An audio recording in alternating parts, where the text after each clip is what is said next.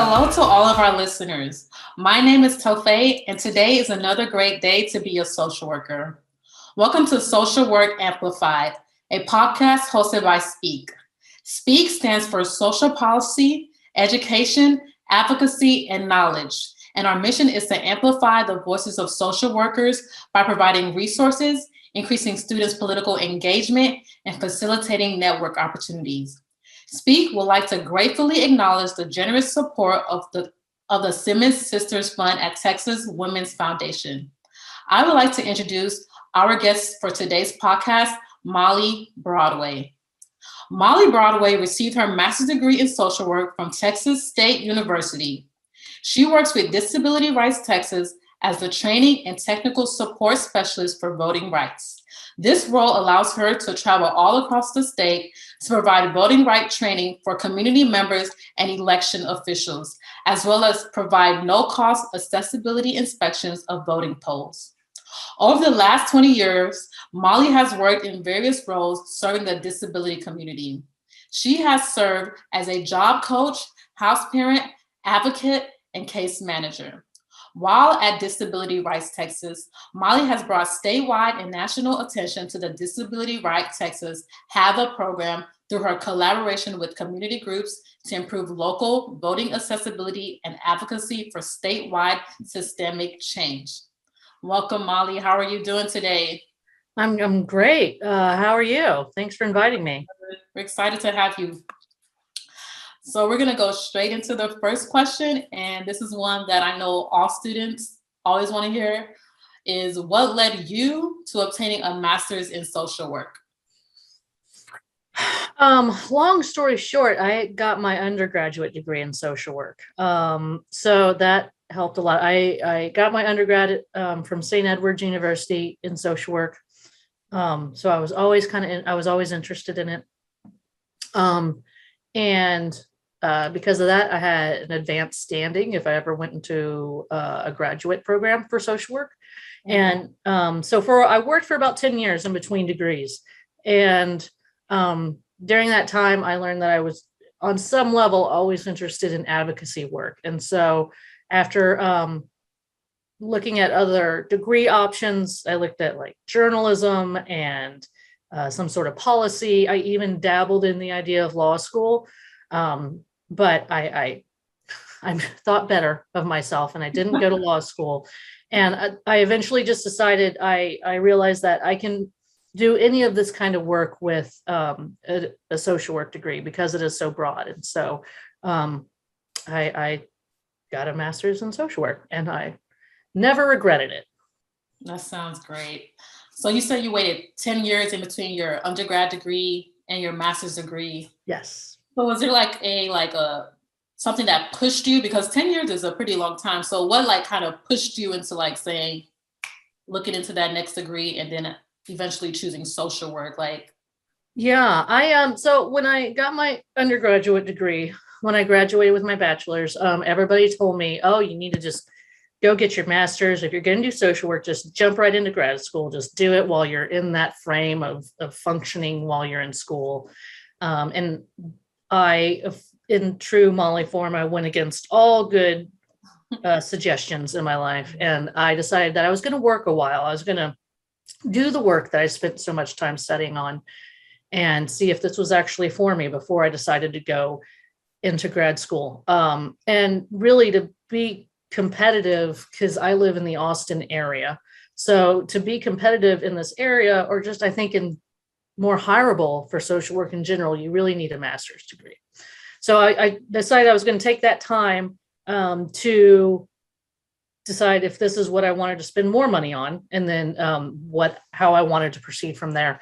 And I think I had given myself a 10-year timeline, or by the time I turned 30, because I had heard somewhere that there was a time frame involved before you lost your advanced standing status. But I don't think after I hit that 10 years and a couple of panic attacks, I don't think that actually was a true thing that I heard, but it was a good prompter to get me to do the application and everything else. And so I'm happy that I did it, because I think it allowed me to go into grad school with a more focused intention of what I wanted to gain from it. I had real life experiences, and I kind of just valued more of the education I was receiving. I really like that approach. I really do. It's better for you to like wait 10 years and know that, social work or helping people is something that you really want to do. Right. Versus going straight into that master's degree. And then at the end of the day, social work. Yeah. You're going to be really upset if you decide that that's not what you want to do. Yeah. And you spend all that money on it. So from a practical point, I wanted to get the most bang for my buck, I think. Okay, awesome. So, in pursuing your master's degree, what made you decide that you wanted to concentrate in political social work, also known as advocacy? When I applied for grad school, there was two tracks you could choose from, and it was advanced practice or administrative leadership. And I went the administrative leadership because I was already doing direct practice, or I was doing case management, and I was really good at it. But if I decided if I was going to do this, then I really wanted to learn some new skills that I wouldn't have gotten otherwise. So I did that. And it was time to do my internship, and I'd always been interested in policy work and politics. I think there was some bizarre romanticism to it, and that could probably be a whole psychological paper in itself. But I decided to take the opportunity. Instead of jumping right into a job, I had the opportunity to decide if this was something I wanted to do. So I ended up getting a internship with Disability Rights Texas in their policy department. And so I learned a lot from that experience. And I learned that I really did enjoy the macro level advocacy. I felt like it was more effective than me as a case manager from some nonprofit that most people didn't pay attention to. I was doing the advocacy work anyway. I just figured I might as well have a nice title and a job connected to it. So I did it, and I found that, excuse me, I enjoyed that kind of work. And I learned a lot about the involvement of policymaking and going to the Texas legislature and sitting in on committees and learning about laws. But I also learned that I did not like sitting behind a desk all day and researching. And that I didn't like schmoozing with people. I've never been a big schmoozer, and you've got to build those. I don't like to cultivate non-authentic relationships. And so I was like, I can't just be your buddy because I need something from you. So I learned that. That was also the year I had to start wearing glasses, I think, from all the reading I had to do. Okay. Yeah. So I had some trauma. I was not ready to wear glasses yet in my life. So, but from that, there was also, I learned a lot of good things, a lot of bad things, a lot of things about myself. And then also I learned about the voting rights program that Disability Rights Texas had. And that looked really interesting to me as well, because as a case manager, I was moving around a lot from site to site and doing home visits. And so I was not accustomed to sitting behind a desk all day and like doing research and reading forever. And so that was quite a change. But I was really intrigued by this voting rights job because it was the same kind of stuff. So you still advocate on a macro level for certain policies, but you're out and about within the state and you're moving around and you're meeting people, still building like, actual relationships with people. So kind of case management, like also in a way, but less fancy. So that was that, but I didn't get a job so I was working at the same time while I was getting my graduate degree.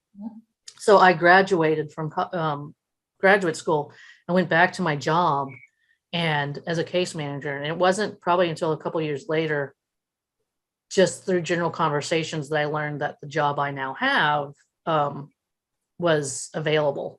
So when I left my internship, Disability Rights, I wanted to work with Disability Rights Texas, but they didn't have anything available at the time. So I guess everything has a different timeline than whatever it is I expect. So I eventually got the job, just not when I first wanted it. So. Yeah.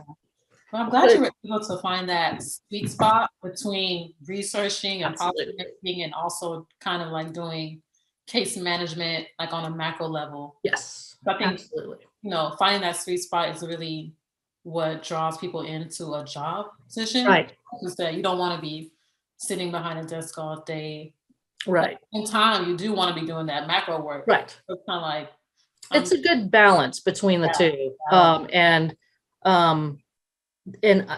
the really cool thing about this job is that it was like you can do this kind of work as a volunteer till the sun goes down, but to find a paying gig is pretty rare and cool. So I was like, so I get to work with an organization that I really respect, and I get to work on a topic that I love, and and I get to travel, then yeah, absolutely. It was a good and they liked me to call me in for an interview. So it was a win-win. So that's great. yeah. So can you tell us a little bit more about Disability Rights Texas? What is the organization all about?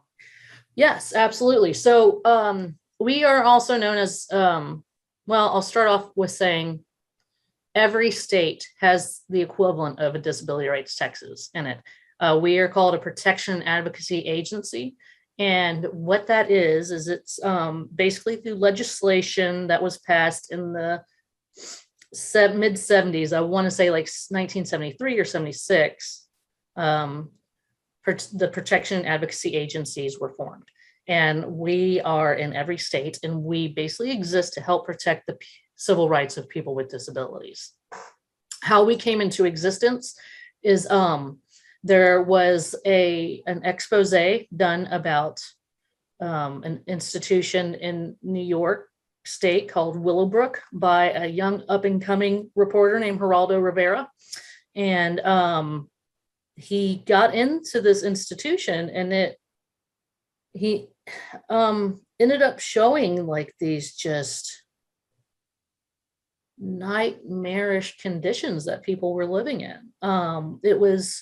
You can Google Willowbrook and like Geraldo Rivera, and you'll find the footage. And it's basically, it's like horror movie. It's stuff you see in horror movies. It's people, not being naked, sitting in the hallways of this institution. And these are like the schools and this mental, institutions that people would send their children to at a doctor's recommendation, saying, well, your kid's never really going to be never going to live a normal life. So you should send them here. And that way they can, do what they need to do. And so people would do that, but I don't think they really understood what was going on in these places.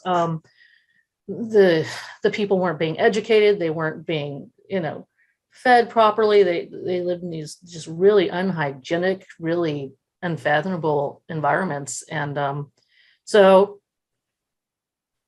that came to light through this expose. And Robert Kennedy, whose sister Rose Kennedy had some mental health challenges.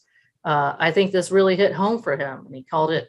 So through that expose and some other, policy work, this law came into action that formed the PNAs. And so we are in Texas. We used to be called Advocacy, Inc. We changed our name to Disability Rights Texas to kind of better encapsulate and illustrate what we do as an organization. But we are a nonprofit. We are statewide. So we have offices in Austin, Houston, El Paso, Lubbock, San Antonio, South Texas area.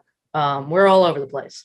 And so we consist mostly of advocates and lawyers and like people like me, who our role is to, basically advocate for the things that we feel need, we try to bridge or what the community needs and what the services are that exist. We try to bridge that, connect the two with our advocacy, and just also remind agencies and other entities that you can't deny somebody a service because of a disability. So long story short. Okay. That seems like a really well-rounded organization. So I Yeah. know you kind of told us briefly about, you do travel for your work, but for an upcoming social work student that might be interested in a position like yours, can you provide a brief insight into what you do overall or what a day looks like for you? Yeah.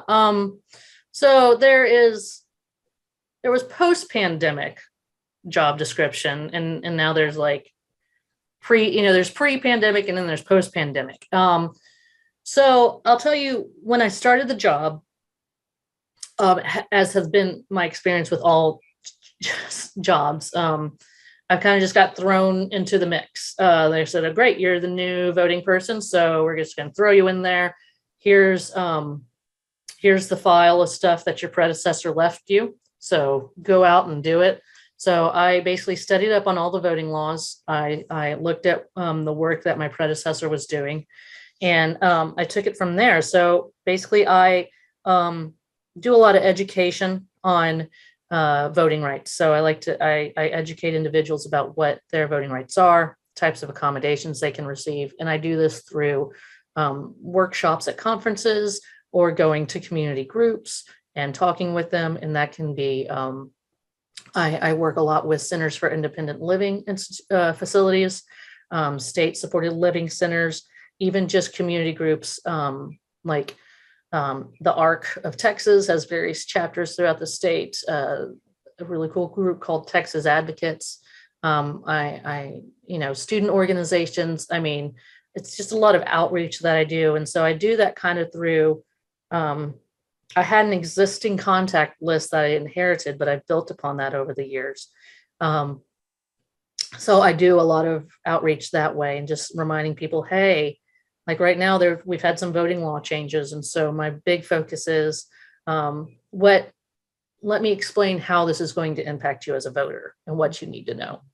Also, just part of what I did when I first started was contacting all the county election officials throughout the state to offer them more free and polling site inspection services. And so that would be me sending an email to people saying, "Hi, I'm the new Kristen," who was the person before me, is like saying, "We're still here. So if you're still, I think we had a pretty big election coming up when I first started. So I was like, if you want to get your polling sites ready, come on, let me know, and I'll come over and do what you need me to do."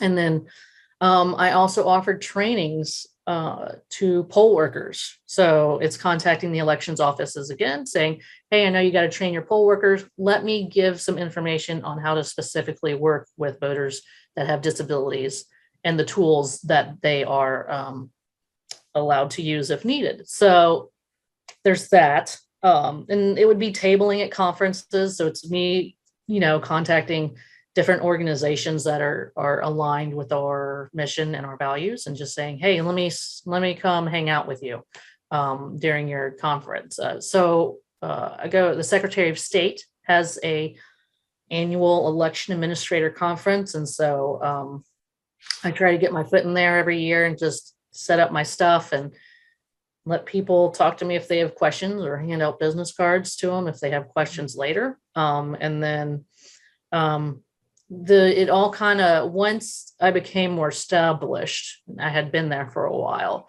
people started catching up within this community of like, okay, got it. So Molly's the new voting person, so she's going to be the person we go to with all these. And so my rapport kind of built upon itself with individuals, but I'm constantly trying to also think of just new ways to outreach to people. So a lot of report writing. So if I do an inspection, I take a lot of pictures, and then I got to write it up in a fancy report and send it to the counties. So doing that.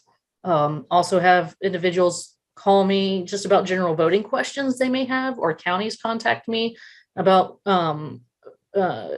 voting questions related to the disability community. And so that's what I do as well. So all of that helps keep me busy. So Wow. Yeah, it seems like you're working with like different groups of people, just, the target population, then the voting polls. yeah, it's a little bit of everything. Basically, if you are a group or a person that has questions about voting, I'm here to help you. So, and we also do a lot of collaborations through the legislative session. There's a lot of different voting advocacy groups that get together. And so we kind of combine forces during the legislative years to work on getting the bills passed that we want passed. So a lot of collaboration. So you can't be afraid to talk to people. Definitely public speaking is a thing in this job. I never considered myself an official public speaker, but I was never afraid to get up there and do it. So,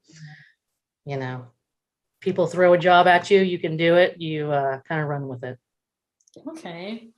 So you're like an expert. You're also an expert on the voting rights. Yeah, that's what they advertise me as. I'd say I probably know more than the average there.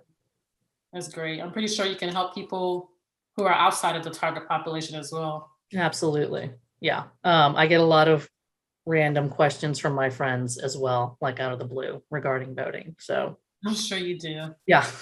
All right. So you have been a social worker for 15 years now, combined with your BSW, your undergrad license, and then now your MSW.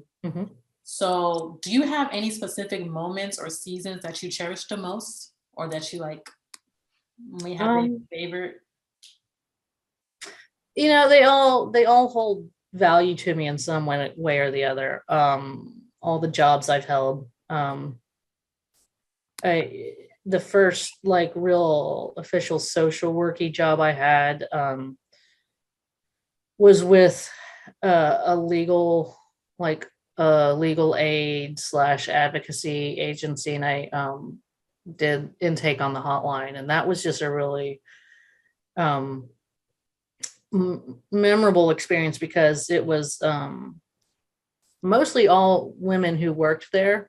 And it was just, I was surrounded by, I was really young. Well, I was younger than I am now. So, but I was just surrounded by all these really intelligent, brilliant, passionate women who, were taking on large systems and advocating for individuals who really needed it.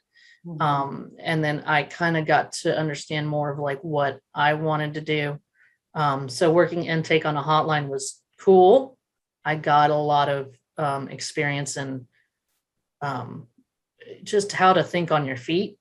But also I learned that I didn't want to sit behind it. There's a theme. I don't want to sit behind a desk all day. And so I would then talk on the phone. So I learned that, and I got these really, I think I was just really, impressioned by the people I worked with. And I think it was cool to see that it was good for me to see that people like that exist in the world. And so it was good. And then I went on to my other job, and I did case management at a school, and I got to work with this teacher. He was Paul Gartland. He was a vocational adjustment counselor. And it was funny because when I first got introduced to him, I just was kind of flabbergasted. I was like, oh my God, you work, because he had a very dry sense of humor, and he had been doing this job forever. So he's, seasoned, and he was kind of teasing around with another kid who had an obvious physical disability. And I'm like, oh my God, they let you work with children? How do you have this job? But then I got to know him more, and I learned more. From him, I learned about how to pace yourself, how to keep a good sense of humor about things, but also how to kind of work in and out of the systems to get what you need done. So he played a really important role in my life. And so now, I guess, people think I know what I'm doing. So now I have a really great, now it's just, I'm a bit more grown up now. And so I get to approach my job in a more grown up way. Saying is now I have to work the balance of working and then having a family, and then doing some pretty, what can be construed as kind of grown up things. But I would encourage people not to be discouraged by that or intimidated, because everybody's the same. Everybody typically goes to the bathroom the same way. So don't, So now I get to work with a really great coworker, and we have similar perspectives and approaches to things. And he makes I don't know if I could work anywhere else if he wasn't there. So yeah. Yeah, you seem to have a lot of good experiences and you just kind of took a little bit from each. So that's great. Yeah, I think I kind of, I never entered into the world of social work with this certain frame of mind of what I was going to do. I just kind of wanted a job, and I was open to whatever experience. And so from my history in the world of social work, this is kind of just where my path has taken me, and I'm happy for it. But I just tried to get everything I could out of where I was. That's an awesome approach. So we're going to move into our political questions. So you do work already in the kind of like the political field, Yeah. helping people become registered and things like that, and giving people access to vote at the polls. But there are many ways to be politically engaged. Mhm. What are some of the ways that you choose to remain politically engaged? This can be a way outside of your regular job. Yeah, I was going to say, because I can't actually be politically or engaged in partisan sides at my job. We are a nonpartisan organization. So anything I do is on my own time. What do I do? A lot of it at this point in my life is having conversations with people, encouraging them. I vote. I try to make it. It's hard because my busy season is voting season. So I make it a point to vote during every election. And then I encourage individuals to go vote, and I try to give them the resources that they need. I'm trying to think. I've also spoken with, I've been so infuriated by certain things in my life that I've gone to my state representatives, my legislators, and I've talked to them about issues. I'm like, look, this is what's going down. You need to know. So let's get together and talk about it, and let me see if I can help you in solving this problem. And I think honestly, if you get pissed off enough about something, you'll find a way to manage it. Also, I think I didn't include this in my bio, but I'm also like a foster parent. So a lot of my advocacy, a lot of my political involvement is done through the work with my kids. So we do a lot of advocating for those kids on a daily basis within, the system of family and protective services, through schools, through everything. And so it's done through that way, and just teaching our kids, like, you have rights to do this, and you can, so a lot of it's done that way as well. But my parents are the really exciting ones. They go protest. They do like old school protests. So they do much more exciting work than I do. Mine's more, subtle.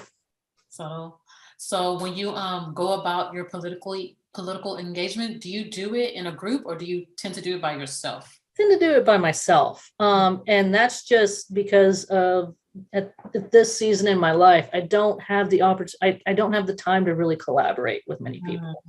And so I'm pretty busy. I have 4 kids, so I stay pretty busy doing this and working full time. So any chance that I have to go do something, I really got to act on it.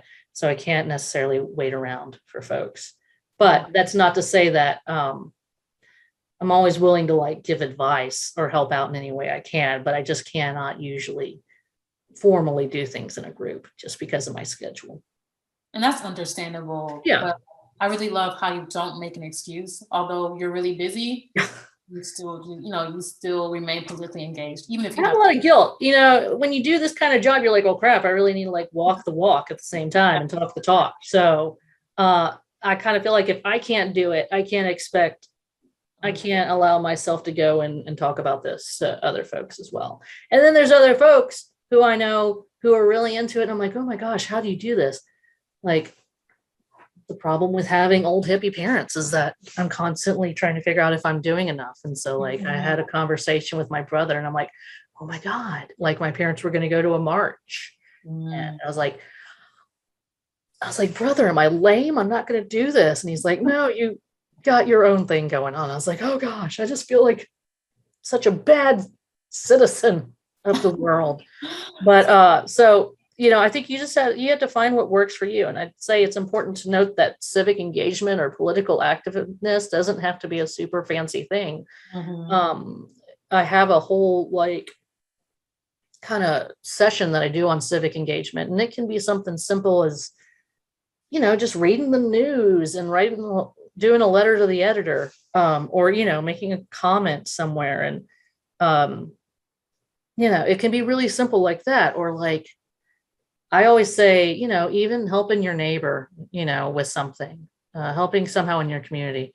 I found that, and I probably am regretting this because it's one more thing I have to do in my life, but I got this brilliant idea of trying to organize our neighborhood into doing like, either some kind of like Martin Luther King Day festival or activity.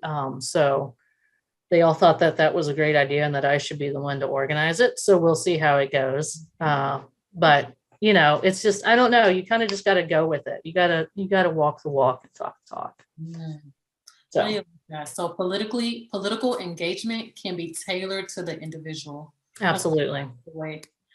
All right. So in your so out of everything that you've done, have you ever seen your engagement in politics yield results in your area of practice, or maybe just like outside of your area of practice? Have you ever seen like tangible results or anything like that?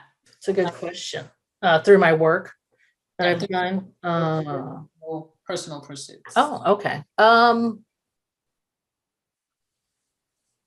Probably. I just can't recall. I'm trying to think of things that have happened.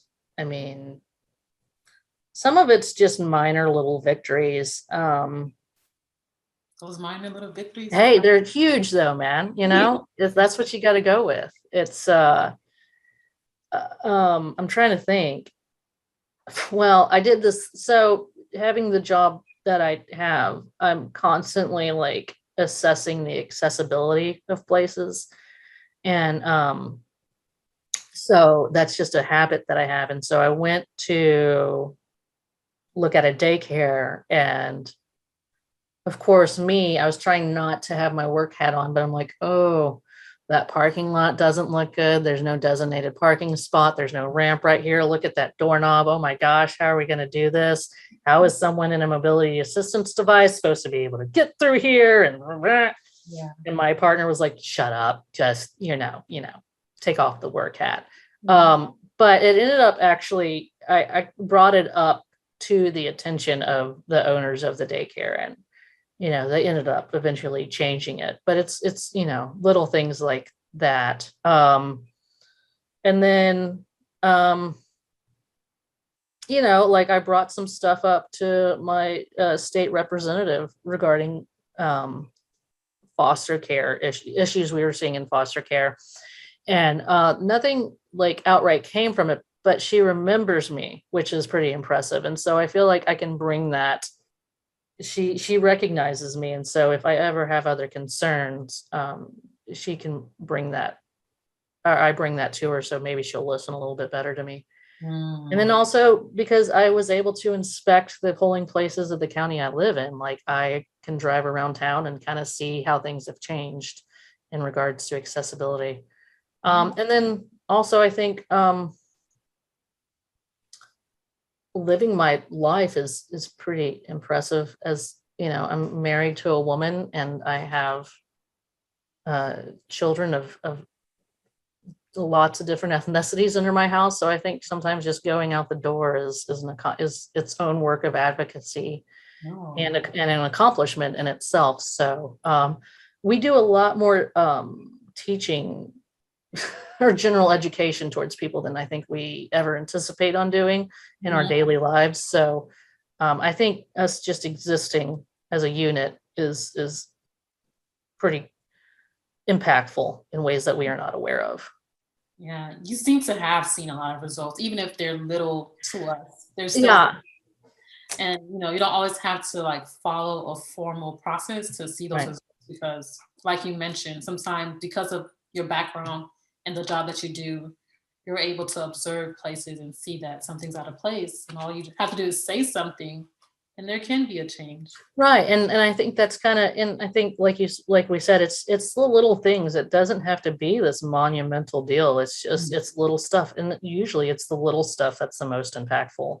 Yeah. So, even if it's in your own relational environment, just like, oh, I need to, do this around my home, or I really need to work on kind of patching up this relationship I have with somebody. That can be pretty impactful in itself. So, yeah, and then if you're like me and my wife, we just don't, natural born advocates. So we just don't shut up in general. So, Yeah, I think people feel like if they don't see like a big change, like a law being passed or something like that, they feel like they haven't done anything, or they feel right.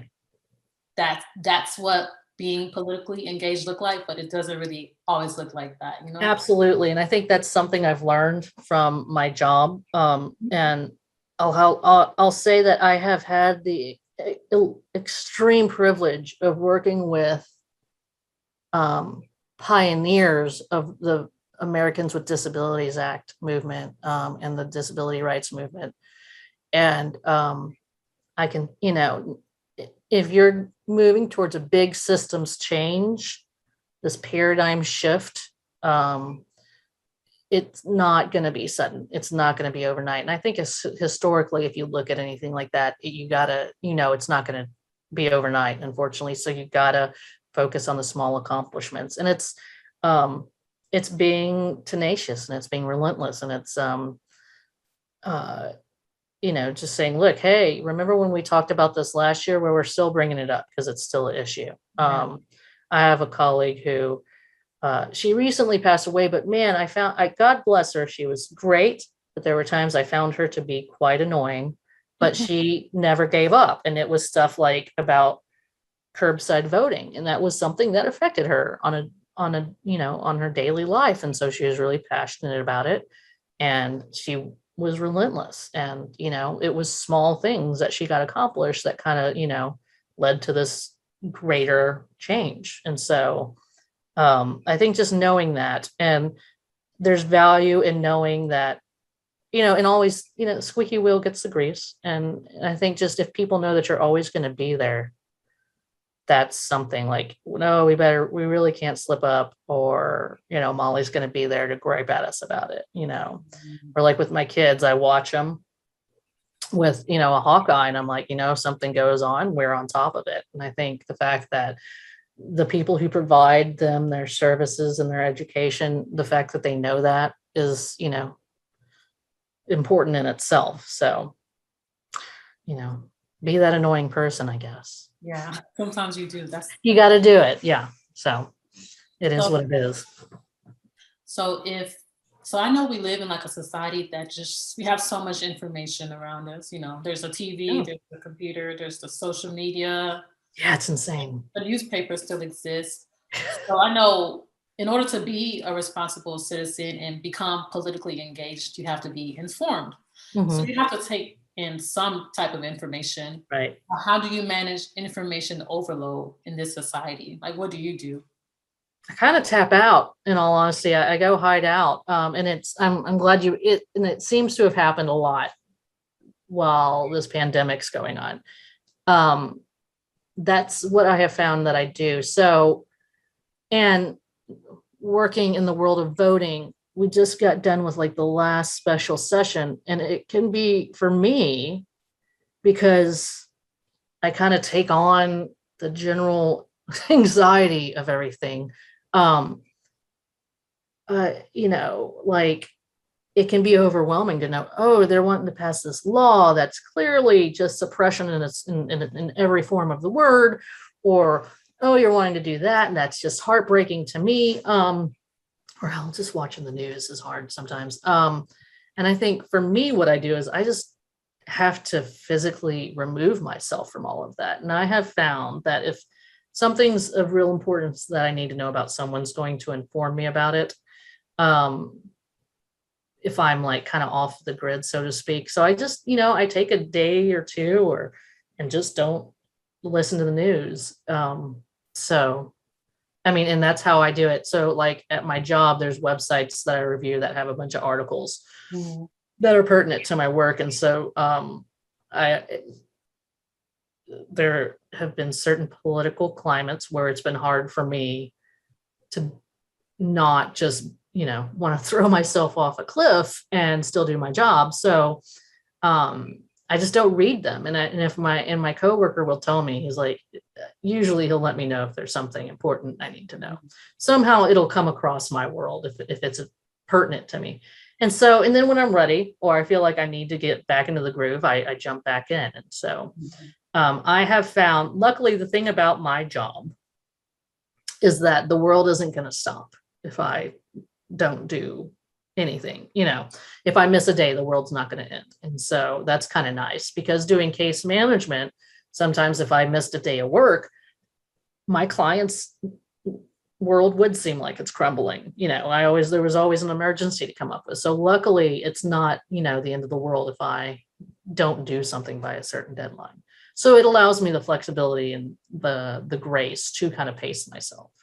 But that's kind of how I do it. I just bury my head underneath the sand. Yeah. So pacing yourself and becoming aware when you've kind of like received too much information, and not being afraid to take a step back. Because the information, like you said, it's always going to be there. The world is not going to stop. So it's not going to stop. And, even if it's just, putting down the phone for a minute, or just trying to really, I try to focus on the simple things and like what I have, the blessings and the fortunes in my life. And it's like, oh, yes, philosophically, yes, Molly, you feel like the world's going to pot, but look at all these really great things around you. So that helps me really kind of put things in perspective and focus on good. That sounds good. That's great advice. So throughout this interview, I make it sound so easy and great, like I do it all the time, right? That I'm not a constant ball of anxiety and stress eating all the time. But yeah, that's how I manage it. But Oreos. I eat a lot of Oreos too. So. That's funny. Okay, so you've given us a lot of great advice throughout this interview, but if you could sum it all up, what simple advice would you give social work students that want to get involved in policy or advocacy? Pace yourself. Pace yourself. It's not a race, it's a marathon. And don't be intimidated by the players that have been there for a long time, legislators. Some folks like to really get, they're really into their titles. And I would say not to worry about that, because like I said earlier, everybody goes to the bathroom the same way. So at the end of the day, we're all just people. We're all just getting the job done. And I think if you choose to do political advocacy in Texas, as a woman, or as someone who identifies as a woman, I think don't be afraid to voice, don't be afraid to talk. I mean, there's a lot of times I get looked over because my coworker is a very enlightened and honorable gentleman, but he gets a lot of the attention more than I do. And so I'd say, don't be afraid to make them refocus on you, make people refocus on you, and don't be intimidated by the process. Everybody's doing it, and everybody had to start off somewhere. I have a friend who I got to know from my first job. And so we were just like, quote unquote, kids when we started off. And, now she's possibly, going to be appointed to a position within the Department of Justice by the freaking president. And then so I was like, that's a big deal, man. Look at you being this fancy appointee from the president. She's like, it's nothing. It's, it's no different than anything else. I'm like, well, nobody's knocking on my door to be appointed. So, I was like, it's something, be proud of it. But yeah, I mean, like at the same time, that's a pretty intimidating thing. But she's like, it's just a thing. It's just, at the end of the day, you still gotta, you're still going to be by yourself at the end, you're still your own person, and you still got to answer to yourself. So I say pace yourself. Don't get rushed into things. don't get over, at least that's the advice I would have given myself. Don't get intimidated by titles or try to be super fancy. Just do the work and do the work. And, it's kind of like if you build it, they will come mentality. Do the work and you'll find yourself in the right places. That's some great advice. Pace yourself. Don't be intimidated and do the work. Yeah. Thank you, Molly, for spending time with me today. Well, thank you. Sorry if I got chatty. That's fine. The dog is not a very good conversationalist. So thank you for letting me talk. Oh, you're welcome. Thank you to all of our listeners for joining us for another episode of Social Work Amplified. I hope you were able to learn something today that empowers you to become more politically engaged and helps you shape a better tomorrow. Until next time.